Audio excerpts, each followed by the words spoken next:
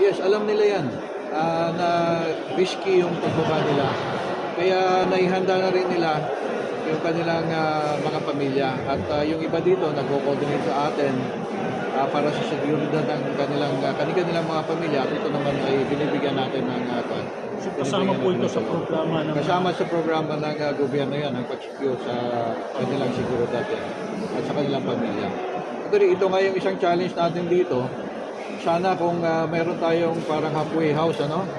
Habang sila ay pina-process, kasi itong mga ito, pagbaba nila, may mga threat din sa kanila, pamilya nila, tsaka sa sarili nila mismo. Kaya kung ang gobyerno natin ay magkakaroon din ng programa na mag-establish ng parang halfway house while they are being processed, nakalagay sila sa isang secured na area, ay at least maproproteksyonan sila.